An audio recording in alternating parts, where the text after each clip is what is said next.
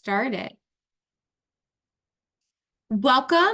As I said, my name is Kelly Chapman. I'm the Senior Program Coordinator for the Southeast Mental Health Technology Transfer Center School Mental Health Initiative. We're really excited to have you today for supporting autistic students in the classroom, a guided tour through available resources. We encourage you all to introduce yourself in the chat. Let us know your name, where you're joining us from, and what your role is. If you have any technical or audio issues during the course of our presentation, please let us know that in the chat as well, and someone from our team will assist you. Also, if you have any resources that you would like to share during the course of the presentation or questions for our presenter, please put those in the chat too. During the course of our presentation, we will share a link to a very brief survey. The survey is required by our funder and allows us to continue to do our work, so we appreciate you completing that. I do want to highlight that it has two parts, so be sure to complete both parts. And I'd like to highlight that at the end of the second part, you will have access to a certificate of attendance for being at today's session. Before we get into the session, we have a quick disclaimer. The views, opinions, and contents expressed in this presentation do not necessarily reflect the views, opinions, or policies for the Center for Mental Health Services, the Substance Abuse and Mental Health Services Administration, or the U.S. Department of Health and Human Services. Today's session is brought to you by the Southeast Mental Health Technology Transfer Center School Mental Health Initiative. We are located in Atlanta, Georgia at Emory University Rollins School of Public Health. We are proud to serve the 8 states in HHS Region 4, which you can see on this slide here. Our center includes faculty and staff with expertise in public health programs, finance, policy, and health systems, which provides us with a unique lens through which we can address the mental health priorities in our region. The goal of our center is to accelerate the adoption of evidence-based mental health programs and practices by providing training and technical assistance to Region 4. And now I am very happy to introduce our presenter for today, Dr. Katherine Pickard. Dr. Pickard is an assistant professor at the Emory University School of Medicine and the Marcus Autism Center. She received her doctorate in clinical psychology from Michigan State University and completed a 2-year postdoctoral fellowship at JFK Partners at the University of Colorado School of Medicine. Her primary research interest is in the translation of evidence-based treatments into community systems that are naturally positioned to serve autistic children and children with other developmental disabilities. Clinically, Dr. Pickard is a licensed psychologist and has a strong background in supporting autistic individuals across the lifespan. She holds specific expertise in parent-mediated intervention for young children, as well as cognitive behavioral therapy for autistic youth who have co-occurring anxiety. And now I'm going to hand it over to Dr. Pickard. Thanks so much, Kelly, and thanks everyone for being here and for introducing yourself in the chat. I saw a fellow, someone drop in that they must be a Michigan State person. I saw a Ghost Spartan and folks from Arizona. Hi, and folks from Arizona too, which is where I grew up. All right, so let's get rolling, and I will be monitoring the chat box. So as we go through the presentation today, feel free to drop in questions that you have, and we will roll. If you've been to one of our presentations before, you've seen this note, but I just want to make sure that we give some context for our language choice during the presentation. We, both in this presentation and in our products that we'll talk about today, use identity first language for the most part. And we really made that decision just in response to lots of things, one being the neurodiversity movement. It is the preference of lots of autistic adults, and we're really using it in an attempt to avoid the use of ableist language, but we recognize that that may or may not be the preference of every person, and that lots of people continue to use person first language. All right, so what are we up to today? So this presentation is really meant to dive in and give some context to why the heck we should care about the mental health of autistic students. So I'll be first giving a little bit of background and contextualizing the mental health support for autistic students, making sure that we're all on the same page that it is important and an urgent need. We'll then be talking about how to access key resources that are geared towards supporting the mental health of autistic students. Specifically, when we say mental health, thinking about anxiety, executive functioning, and disruptive behaviors.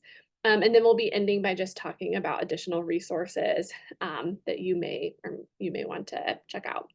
I think it's important to say that the purpose, again, it's implied in the slide, but just to be super transparent, the purpose of this webinar is not to do a deep dive into the different strategies that you might use to support the mental health needs of autistic students, or the different ways that you might identify some of these challenges.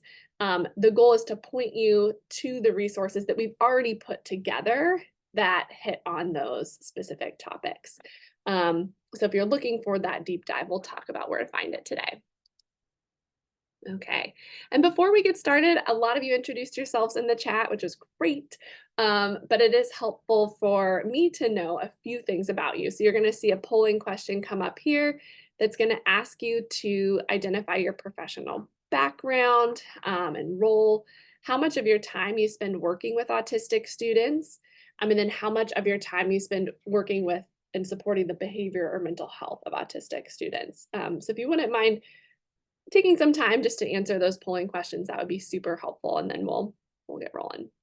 Also, keep in mind that if you scroll down, you can answer subsequent questions. If you hit submit too soon, you'll only be able to answer the first. Good point.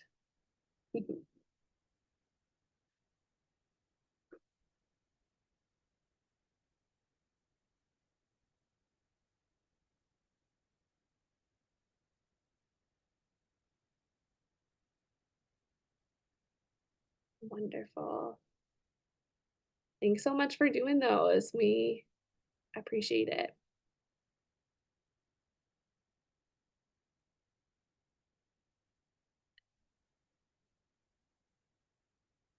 Maybe we'll take just like a couple more seconds, and then Kelly, would you be able to share it back? I'm not sure that I am able to see it on my end. Perfect. Amazing. Okay, so who is on this call? If you've been monitoring the chat box, you may have seen some of this, but a lot of folks in other roles. So we have counselors, social workers, BCBAs, which is fantastic, and administrators. If you said other and you haven't already, would you be able to drop in what your role is in the chat box? And then folks spending a lot of varied time with autistic kids and autistic kids with mental health challenges. So it looks like most people are spending half of their time or less with these kids, but some of you are spending quite a bit more. And this has been the case in all of our webinars, which has been really fun, which is we have people who this is what they live and breathe every day, right? Is supporting mental health and autistic kids, and for others, it's a new topic area, and that's okay. That's why we're going to share resources today. Awesome. So some mental health, interesting, very neat roles here. Directors of prevention specialists, psychologist, marriage and family therapist. Thanks for sharing that. Okay. So again, the goal of today is to really be thinking about some of the different ways you might identify and support our autistic kids at school, especially those who have anxiety, who have kind of disruptive behaviors, or who are having executive function differences. It's important to note that all of the resources that our team has put together over the last going on 3 years, live on a landing page in the Southeastern Mental Health Technology Transfer Center. And so this is a toolkit that is really designed to, again, think through how do we support neurodiverse students in the classroom. So I would encourage you to check it out. This is kind of where everything is compiled. We will be sharing the links for very specific resources today as we talk about different challenges that you might bump up against. But if you're interested in scrolling what is available, this is where you can find them. Okay, so why did our team focus in on the mental health of autistic kids? Because it is we think very important. It's important for all kids, but we think it's particularly important for our autistic youth because they experience mental health challenges at higher rates than youth in the general population. And so you can see that this slide, these are all statistics that were kind of put together prior to the COVID-19 pandemic, but a lot of them we believe hold true, if not have been exacerbated. And so what you can see here is that about at least a quarter of autistic youth experience anxiety in comparison to about 7% of the general population.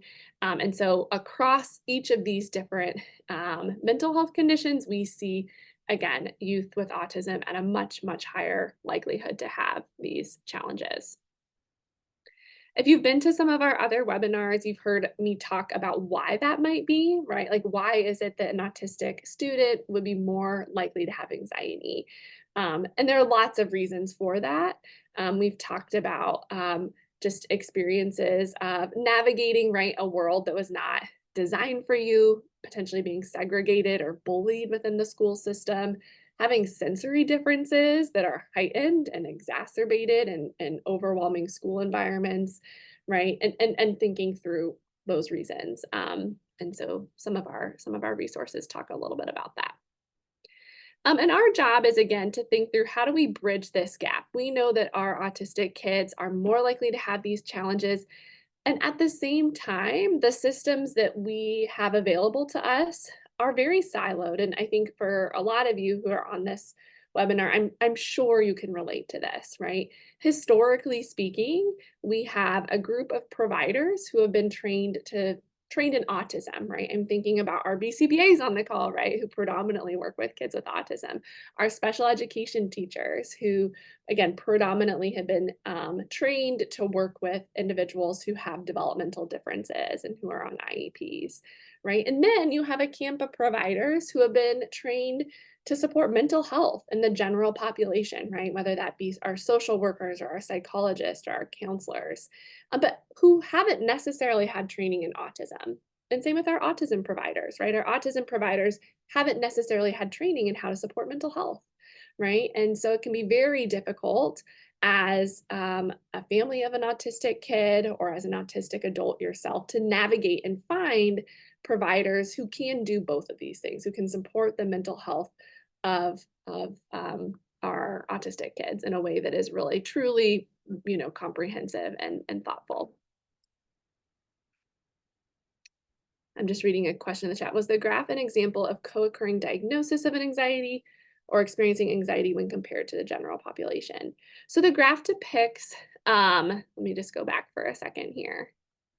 In response, of course, my slides won't do that, but I'll answer your question this way. But the graph was really just an example of, these are kids who have clinically significant co-occurring anxiety. So these are autistic kids, that 25% is a percentage of kids with autism who have a co-occurring autism diagnosis.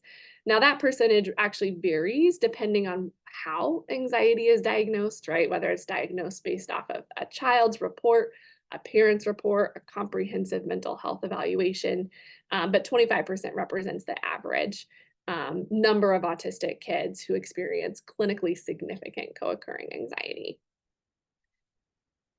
Whoops, oh my goodness, just going forwards and backwards.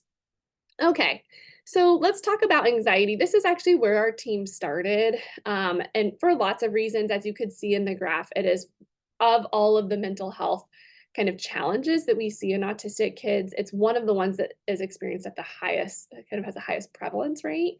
And it has really significant impact in schools. And so we started here as a team in 2021. And I just want to kind of level set and make kind of clear to build actually from the awesome question from Caleb, anxiety, right, is something experienced by humans, right? We all experience anxiety. Anxiety is that subjective sense of fear, distress, worry, right?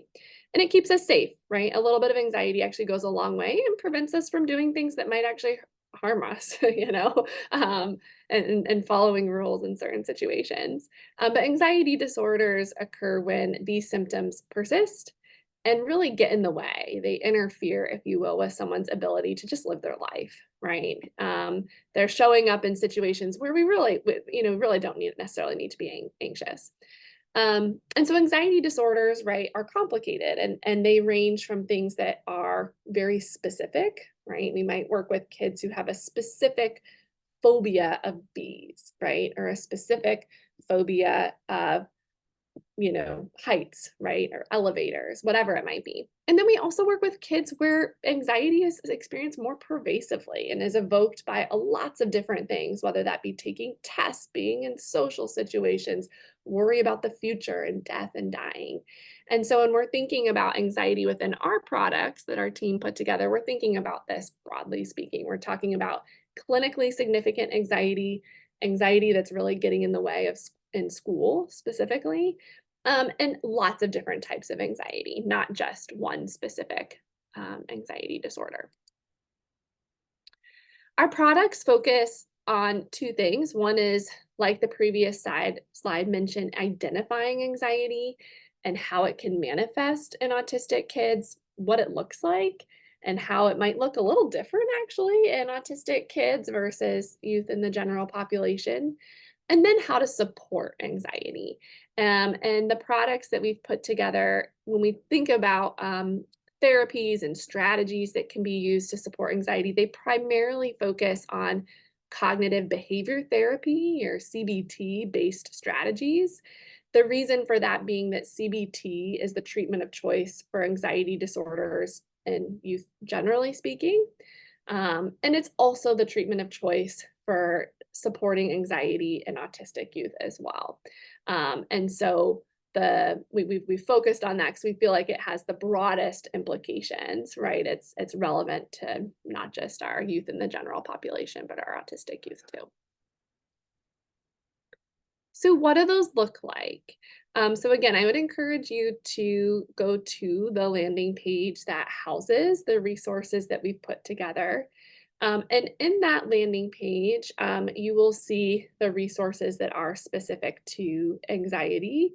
The first couple of resources really focus on, again, what does it look like, broadly speaking, to support the mental health of students? And at the time, 3 years ago, we were talking about intellectual and developmental disability. So you'll see IDD.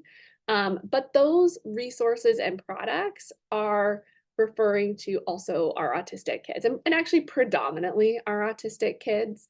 And so you're going to see resources. These are going to include both webinars that have been recorded that do a deep dive into identifying, some of these mental health challenges, and then webinars focused on actually supporting the mental health of our students with IDD. And we intentionally broke those two things apart, right? Because oftentimes we do need to be accurately identifying these challenges before we're then providing kind of targeted support. And so Kelly just dropped the link into the chat box, but this is the link that's going to take you to that landing page and where some of those resources live. In addition to webinars, right, which are fantastic and recorded, right, you're going to see the slides. We also have put together some infographics and a longer report that are in written format. And so you will see on the landing page an infographic that is really about how to identify anxiety in autistic students. So this covers common symptoms and considerations. So for example, right, we know, I think lots of us probably here can list, what some anxiety symptoms might look like, right? Maybe a kid shuts down, maybe they're quiet, maybe they cry, maybe they avoid, right? They avoid something that's anxiety provoking. But the infographics, excuse me, are really meant to also highlight, what does this look like at school, right? What are some of the common ways that anxiety shows up? And we have to be cognizant of this, right? Because sometimes anxiety does show up as big emotional reactions or avoiding things. And we want to make sure that as we're working with autistic kids, when we see some of these behaviors, we're not just automatically assuming their behavior, we're really diving a little bit deeper to understand whether they might also be anxiety. So you'll see that infographic focused on identifying anxiety, and then there is a longer report that is actually specific to using CBT to support the mental health of autistic kids in schools. And so this is a fantastic resource. I would strongly recommend it. And it, again, aligns with the webinars that were put together as well, but it really breaks down, okay, when we say CBT, what the heck do we mean, right? What are those core strategies that are included in it? And then what does it look like in schools, right? What does it look like to help a child identify their emotions? What does it look like to then teach them strategies that help them regulate their anxiety? And then what does it look like to help them face their fears, right? And kind of over time learn that not only do I have these strategies, but I can apply them to these situations that have been previously hard and feel empowered that actually, yes, I might be anxious, but I can do this. And so I'd strongly encourage you to check out that report if you're interested in CBT. Whoops, I accidentally clicked on the link and I got taken to the landing page. All right. Okay. A natural question that we got early on, and this is probably to know, so it will not be surprising to anyone here. When we first put together webinars and infographics on anxiety in autistic kids, we asked people, and we'll ask you this at the end of today too, but we asked them like, what else are sticking points, right? When you think of anxiety and mental health, what's hard for you as a school provider, as a mental health provider, as a teacher, administrator? And you know, lots of folks said disruptive behavior. How do I manage challenging behavior, disruptive behavior, big behavior in schools? And so again, our team is predominantly focused on mental health, but also focused on behavioral health and has a strong, I think, clinical background and thinking about how do we think about kind of disruptive behaviors. And so a couple of years ago, we put together a webinar that was specifically focused on disruptive behavior. And I actually co-led this webinar with a colleague here at the Marcus Autism Center who does a lot of school consultation in the area of challenging behaviors for our autistic populations. And so one of the things that the webinar talks about is that, right, behavior happens for a reason, right? And it is not random, right? And sometimes the same behavior doesn't happen for the same reason, right? A kid might have a huge kind of emotional, a huge meltdown, right? Or become very upset for multiple reasons, right? Maybe the task is too hard and it's their way of protesting it. Or maybe, right, the environment is overwhelming and it is kind of their emotional response to a very challenging environmental and sensory kind of situation. We talk a lot in the webinar about communication, right, and behavior as serving communication. And that if we know why, right, if we know what is being communicated through a behavior, then we can figure out actually what to do to prevent the behavior from happening in the first place or to reduce its severity, oftentimes by recreating or restructuring the environment for the student, and then thinking about what skills they might need to learn or be supported in using instead of the behavior. And so that webinar really breaks that down. So again, you will see this is our kind of sole resource specific to disruptive behavior, just because we felt like we wanted to kind of give that broad overview and cover it while at the same time focusing on what our team really does hold expertise in, which is in mental health. But the webinar focuses on how do we figure out behavior, right? Like why a disruptive behavior is occurring. And then what are some of the ways that we can prevent the challenging behavior from happening in the first place? So again, if this is an area where you are interested in learning more, right, or are struggling with, I think it gives a nice overview of what some very basic strategies are to get you started in schools.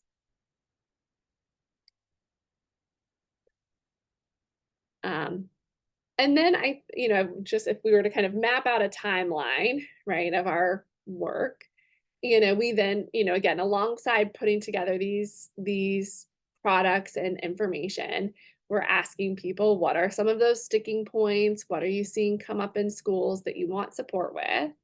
And the next topic that came up was executive function, which is a very important and very complicated topic, right? And it has a lot of nuance to it. And so we spent a good amount of time as a team putting together content on executive function. And this started about a year and a half ago. And so this is some of the newer content that we've done. Again, just to level set, like, what are we talking about and why? The content that we put together describes that executive function are super important cognitive control processes. They are critical, especially critical in schools. And the definition that we've often shared is that it really encompasses self-regulation and self-directed behavior toward a goal, allowing us to break habits, make decisions, and evaluate risks, plan for the future, prioritize what we do, and cope with novel situations, right? So that's a lot to unpack. And so we spent some time doing that. So what did we unpack specifically? We're like, okay, we could talk about executive function. Again, very broad. It's easy to kind of oversimplify things. Let's hone in on a few core areas of executive function that we think are really important and that often show up as a challenge in autistic kids, right? And so these 4 areas included what is here on the slide. And so this is, again, as cognitive shifting, and a better, less jargony word for that is flexibility. And so this is the ability for someone to shift their attention or their actions in a flexible way, right? And so maybe we hoped, right, that we would get to go to McDonald's with our mom and dad after school, but McDonald's is closed, right? And we're going to have to do something different. And it's our ability to kind of cope with that change, right? And do something different, break a rule, right? We talked about working memory, the ability to hold and manipulate information that's shared with us. We talked about planning, which is the ability to formulate and execute a plan that has multiple steps. And then we ended by talking a little bit about inhibition, which is, again, the ability to resist a temptation or an impulse in order to follow a rule. A super important thing in school. All of these are relevant in schools. Inhibition was one that came up pretty consistently in our webinars. So early on, we focused on, first, again, how do you identify executive function differences? So breaking it down on what those specific components are. And then from there, what do you do, right? As an educator or a mental health provider, when you are seeing these challenges in autistic kids, what are some ways that you can support their flexibility, their planning skills, their emotion regulation, and their inhibition? And so we devoted content to each of these 4 core areas. There's a lot to unpack in this part of the landing page. And so you will see, if you're wondering, like, well, what did that actually look like? There are, like with anxiety, there are both webinars and written products that are aimed at giving more information specific to executive function. So the first 2 resources that we put together, it was a 2-part webinar series. And this was focused on, again, understanding and supporting the executive functioning of autistic students. The first part was understanding executive function differences.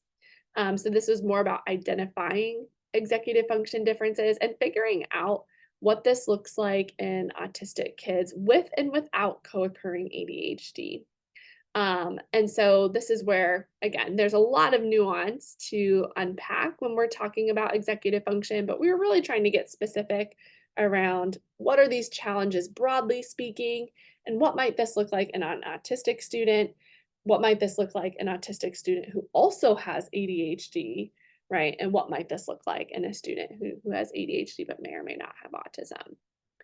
And then the second part of the webinar focused in, like I was just sharing, on those strategies to support the executive functioning of autistic students, breaking down, okay, if we want to support flexibility, what do those strategies look like? If we want to support planning, what do those strategies look like?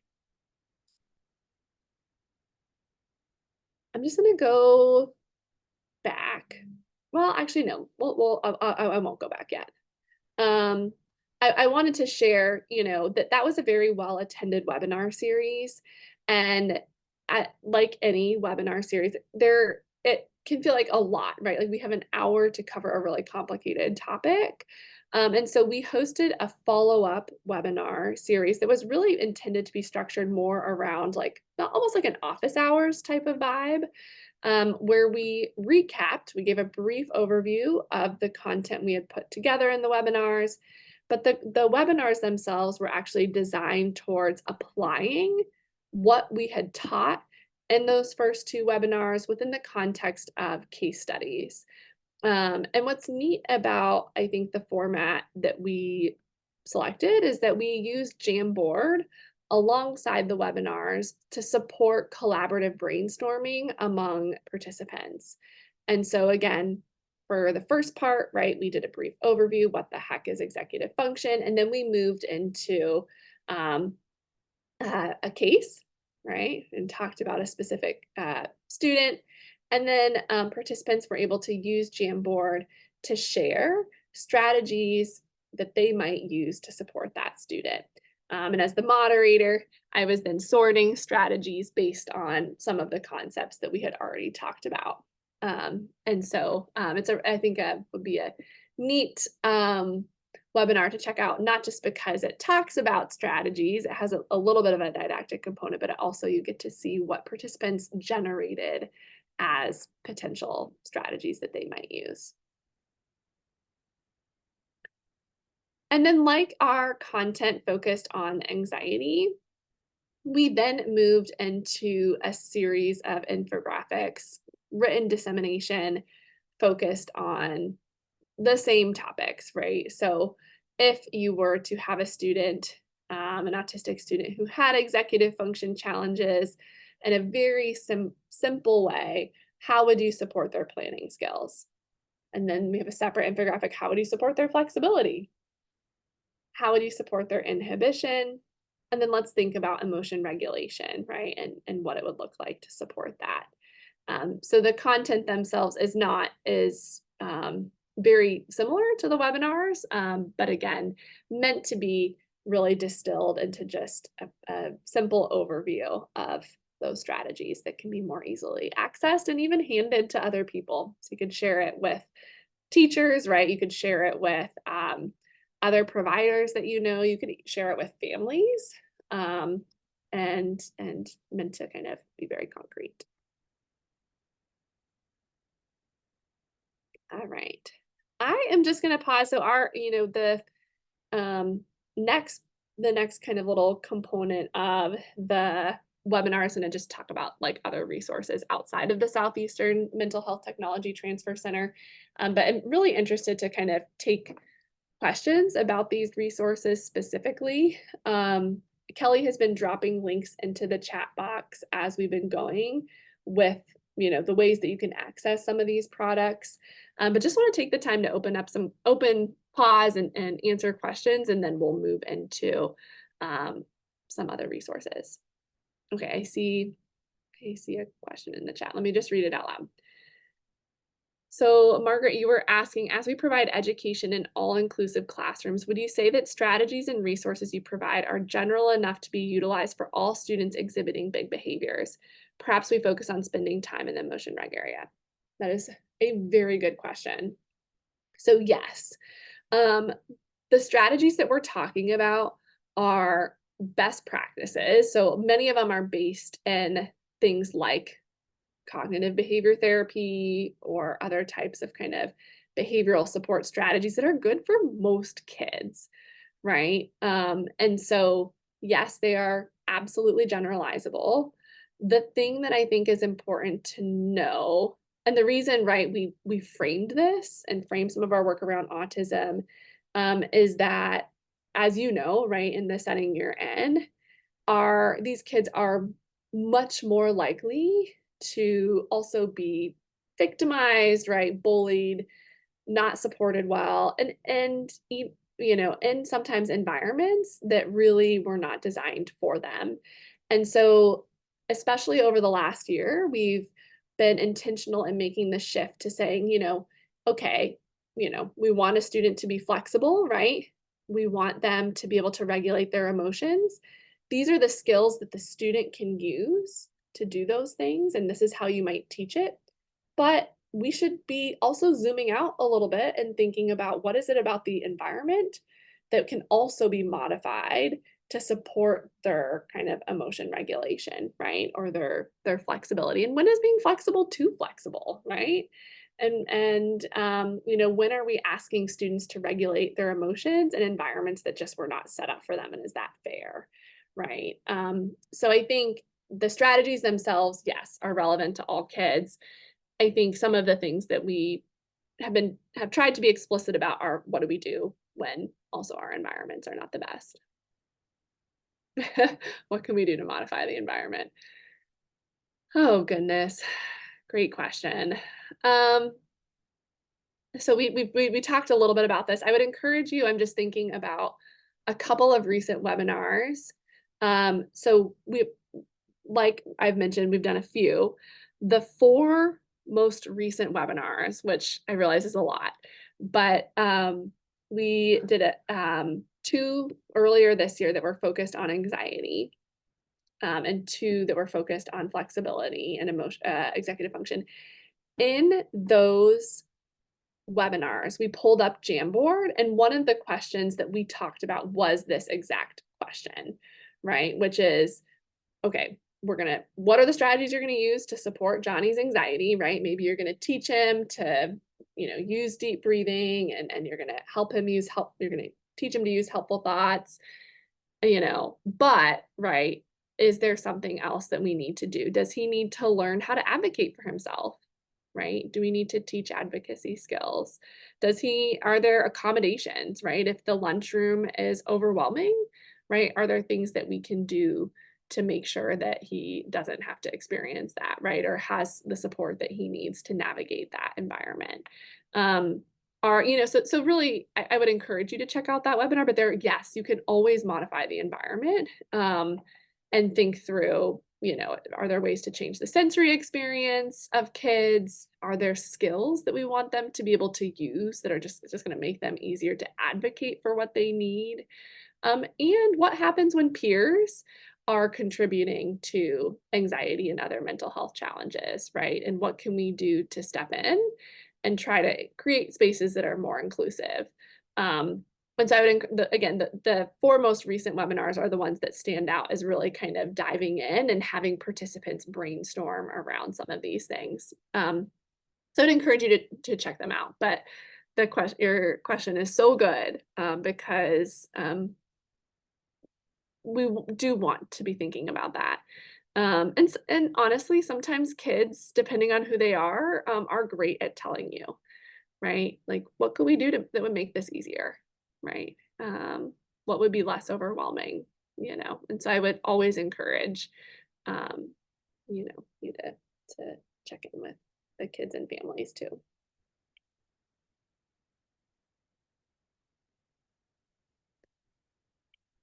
Awesome question. So Ashley says, how would you balance being able to hold your ground while also giving the proper resources to helping kids with autism? I feel that at times it feels easier to give in, if that makes sense. It makes a ton of sense, right? And there's this tricky thing, right? Because um, often as providers and educators, we are called on to help kids. We're called to help kids when they are already in the yellow or red zone, right? So we're pulled in and it's like, okay, right, Ashley, we need your help. Johnny is really upset right now, right?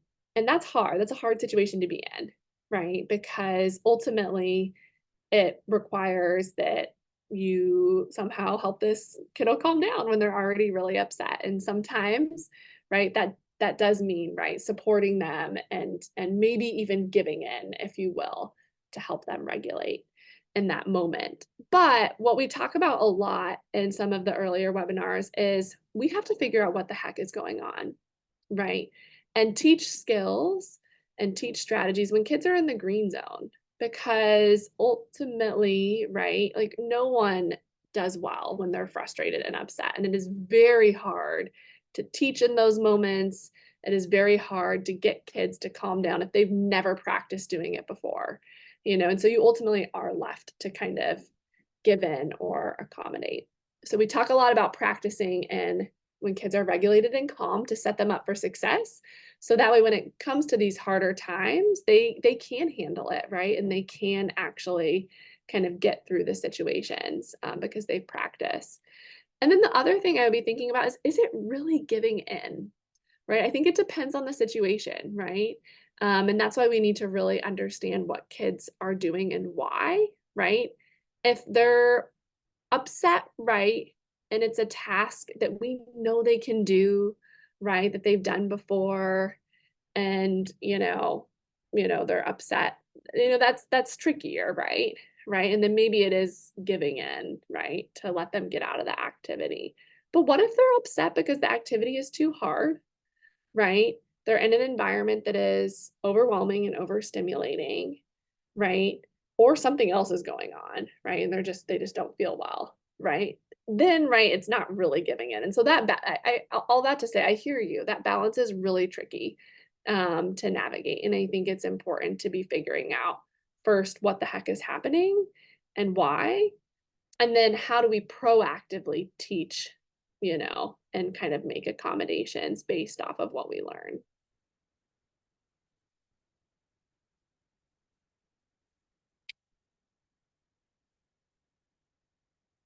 Such good questions. Thanks for dropping those recent webinars on anxiety and executive function. I would really encourage, again, like these webinars are an hour and a half, right? And like your question just alluded to, Ashley, there's a lot of nuance to unpack and striking that balance and figuring out what to do when. But I think they dive into some of these more complicated issues and delivering these supports. Caleb, I see your question. So, whoops, sorry, I put my elbow down and hit my keyboard. I'm trying my best to work in suicide prevention for autistic kids.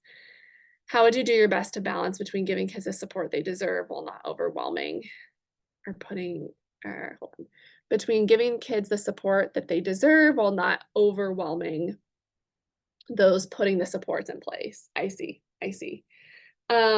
So first, it is fantastic that you are doing that. I think that suicide prevention and support for kids who are suicidal, and especially autistic kids who are suicidal, is not good, right? Oftentimes, these kids are ending up in the ED, and that is the support that they get, right?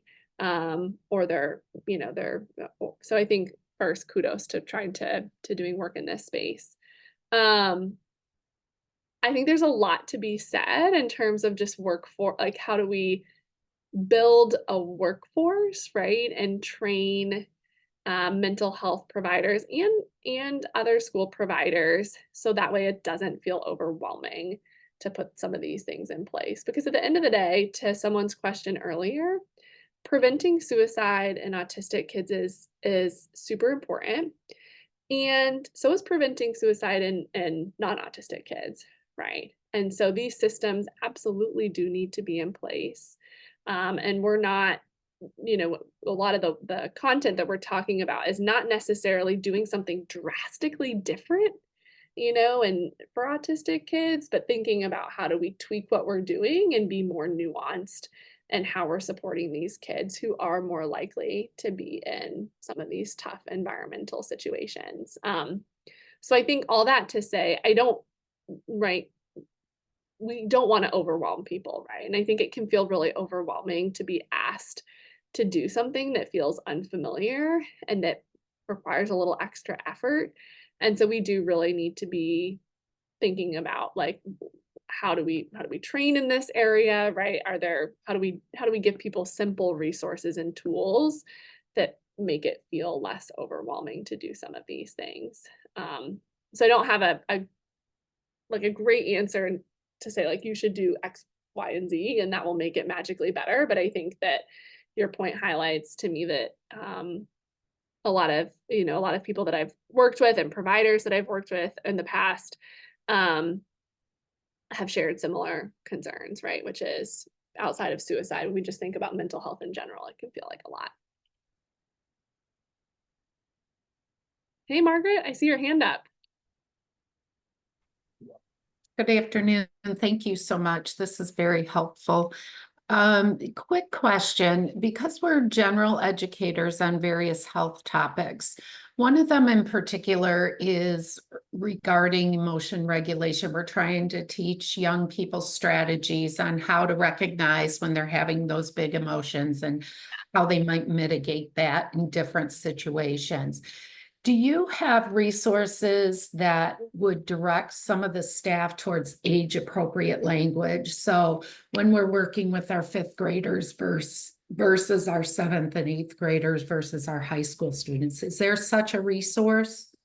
That's a great question. So first, it's awesome you're doing that, and I think that we definitely want the fact that it is in the gen ed space is so good, right? That's where it should be. Okay, let me just say I'll just share what is coming to mind. So there are a few different programs that have been designed for schools, right, that are focused on various concepts, and one of them being emotion regulation. And so we talk a little bit about what some of those programs are. The one that comes to mind, right, that is widely used, I think, in some schools is zones of regulation, which comes with it's designed for both younger kids and older kids, and it comes with a lot of like visual aids and supports around like what types of emotions might I feel, and like, what are some kind of basic strategies that I can use when I feel these things. So I would encourage you to check it out. That might be a good place to start at least. And that program I know is used again in elementary schools and middle schools, and high schools. Yeah, Danielle, we use Character Strong in our school system. Yeah, I'm not familiar with that one, but there are a lot. I have found that there are a lot of, various kind of curriculums that have been packaged. And then there are some that are specific to anxiety and whatnot. But I think for your setting, you definitely want something more general. Yeah.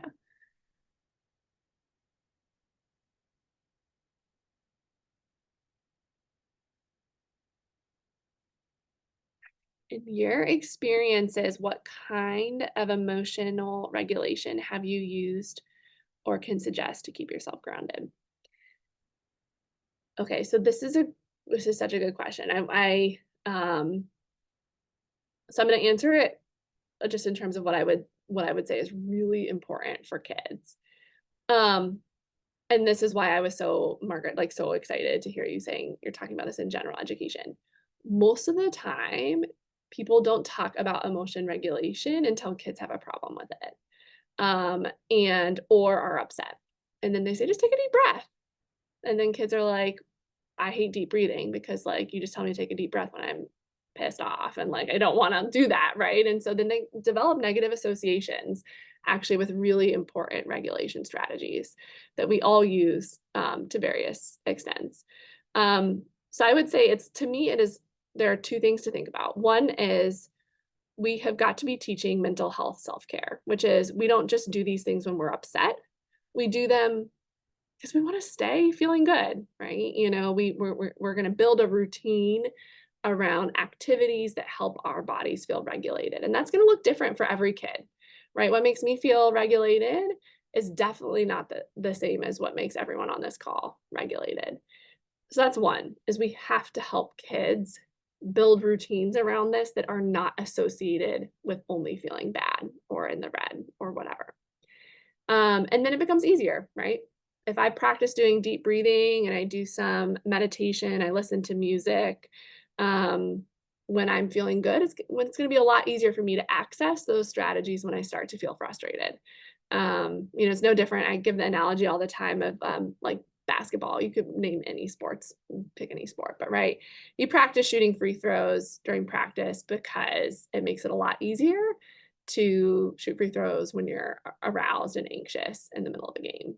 And the same is true with mental health strategies. So that's one. And then the other thing I would say to your question is we need to help kids have strategies that are accessible, right? It's okay to have strategies like, I'm trying to think of ones that are really inaccessible. Listening to music, playing on a tablet, watching TV. But those things are not available to kids all the time, right?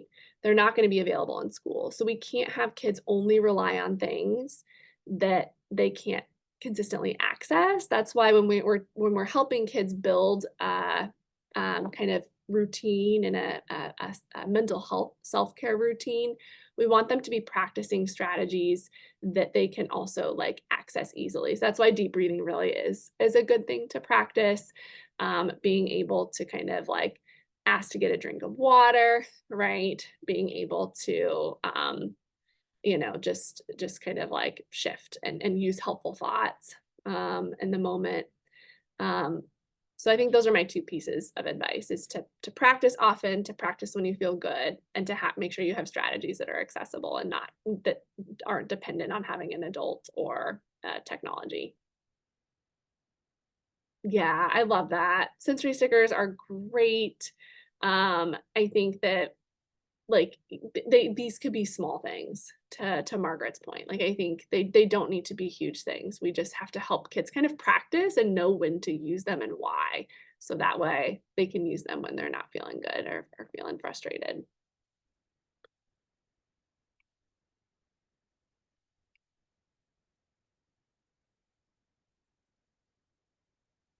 Other questions. These are so good. So good. They really get at, I think, the core of what can be very tricky, which is figuring out how to help kids use these things in an independent way, how to be sensitive to the context that they're in. So I appreciate them. Yeah, sensory tools are fantastic. All right. I'm gonna just continue. I'm gonna and I just want to give I know Kelly has been like tracking the conversation amazingly and dropping in resources as they're being referenced. But I would again strongly encourage you to check out some of the resources. They are going to give you, I think, a starting point, and I think they're like, especially I'm thinking of the infographics, are great things that you can just take and share if there are people who you think would want to see them. But you might obviously ask, like, well, where the heck can I learn more? And what other resources are there outside of just the MHTTC, especially when thinking about kids with autism? And so this slide just lists a few of them. Again, you'll be able to access the slides after this webinar. One is the American Association for Intellectual and Developmental Disabilities, and so that is AAIDD.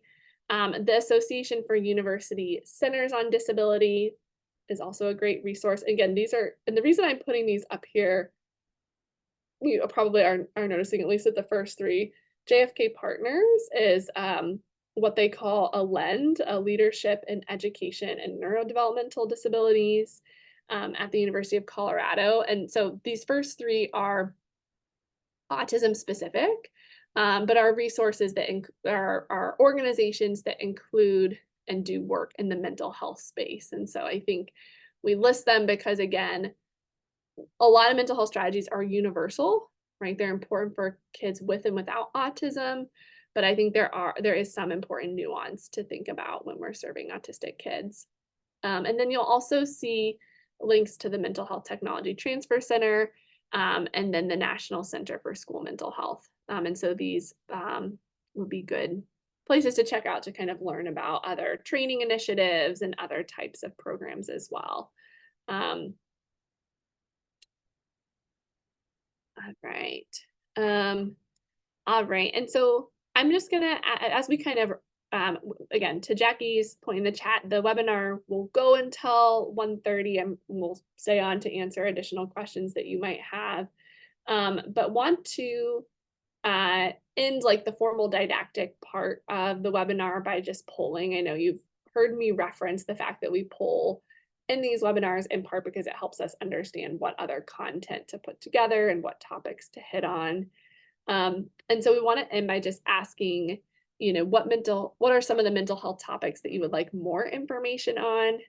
And then for those specific topics, how would you want the information presented?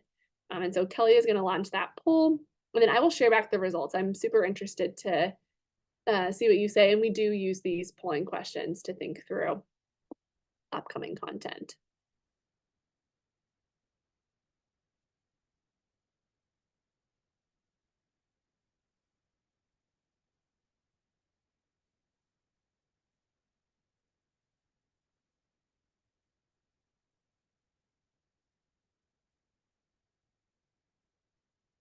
Awesome. And then Kelly, if you wouldn't mind, whenever you feel like it's appropriate to share it back, that'd be awesome.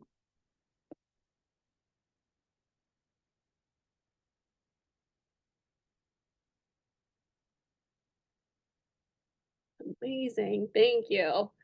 Okay, so always so curious to see this. So mental health interest, it looks like folks, neurodiversity affirming practices. Oh, that's so fantastic. And emotion regulation and anxiety and trauma informed. All of this makes sense to me. But really, I think for me personally, excited to see interest around neurodiversity affirming practices. As a team, right, we've really tried to be much more intentional about the content we're creating and making sure that it is responsive and thoughtful about how we're messaging about mental health and supporting autistic individuals. We recognize that, like, I myself do not identify as autistic, right? And the content that we've put together has not necessarily been developed in partnership with autistic individuals. And so seeing that there is growing demand in this area is really exciting. Okay.